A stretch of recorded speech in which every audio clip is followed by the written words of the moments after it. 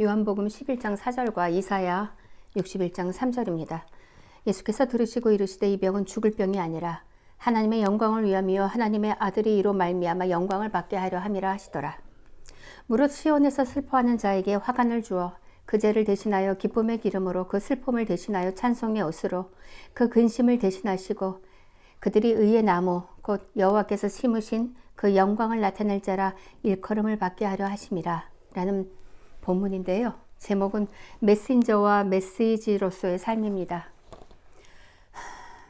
사랑하는 성도 여러분, 오늘 본문은 나사로 이야기입니다. 예수님께서 사랑하시는 나사로가 병들었다는 소식을 들으셨습니다. 그런데 예수님은 바로 가지 않으십니다.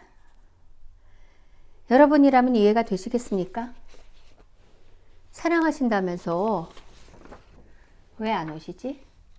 마르다와 마리아의 마음이 바로 그런 마음입니다. 그때 예수님은 어떻게 말씀하십니까? 이 병은 죽을 병이 아니라 하나님의 영광을 위함이라. 사람의 눈에는 죽음이었지만 하나님의 눈에는 영광이었습니다. 사람의 눈에는 죽음이었습니다. 그러나 하나님의 눈에는 영광입니다. 하지만 오해하지는 마세요. 하나님은 우리의 고난을 그저 자신의 영광을 위한 도구로만 여기는 그런 차갑고 무서운 분이 아닙니다. 요한복음 11장 35절을 보면 예수님이 나사로의 무덤 앞에서 눈물을 흘리셨다고 기록되어 있습니다. 진정 그분은 우리의 아픔에 함께 울며 동참하는 분입니다. 우리의 눈물을 아시고 보시고 닦아주시고 결국 영광의 자리로 인도하시는 인격적인 하나님이십니다. 오늘 두 번째 본문 이사야서 61장에서 이사야가 하는 말을 한번 들어보십시오. 거기에도 기쁨보다 먼저 슬픔이 나옵니다. 화관보다 먼저 죄가 나옵니다. 하나님은 이런 현실들을 부정하지 않으셔요. 대신 이렇게 말씀하시지요. 죄 대신 화관을, 슬픔 대신 기쁨의 기름을, 낙심 대신 찬송의 옷이라고요. 뭡니까? 하나님께서 내가 바꾸겠다라고 하시는 것입니다. 사랑하는 성도 여러분, 오늘 설교 제목이 메신저와 메시지로서의 삶이라고 했습니다. 어떤 사람은 메신저입니다. 말씀을 전하는 사람이죠. 모세가 그랬고 아브라함이 그랬고 선지자들과 사도들이 그랬습니다.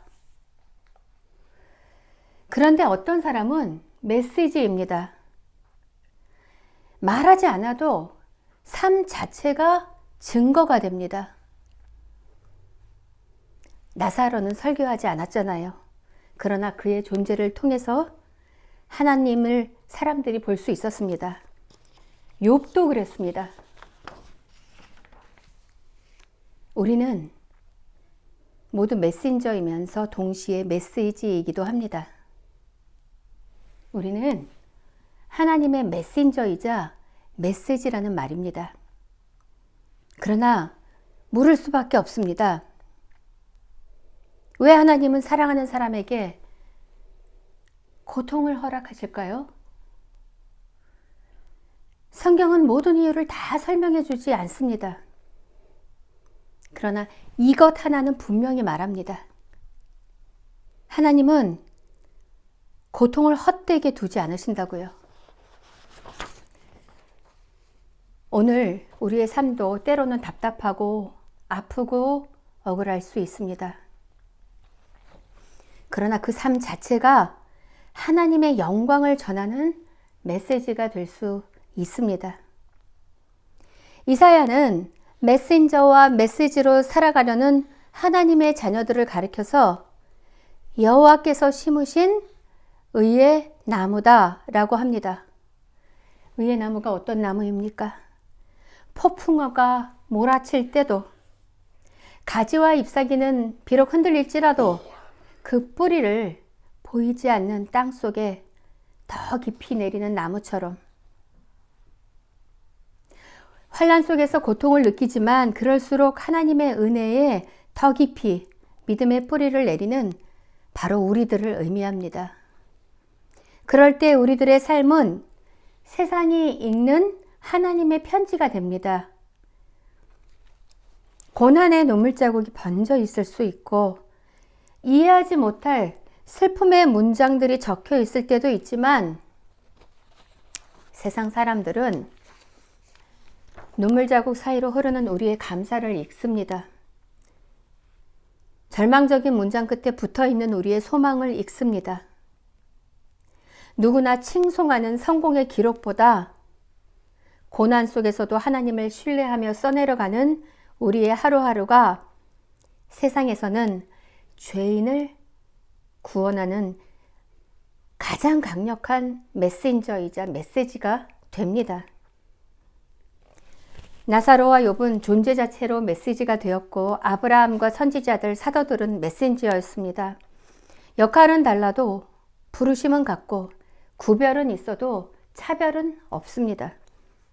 신약의 성도들인 우리들은 때로는 메신저로, 때로는 메시지로서의 삶을 살아갑니다. 그 여정을 걸으면서 답답하고 고통스러울지라도 기억해야 합니다. 저와 여러분은 하나님이 선택하셔서 이 시대에 보내신 가장 귀한 편지이며 세상으로 하여금 하나님을 보게 만드는 의의 나무라는 것을요. 그러므로 오늘도 믿음으로 꿋꿋이 서서 하나님의 메신저이자 메시지로 살아가는 저와 여러분이 될 수 있기를 주님의 이름으로 축원합니다. 아멘.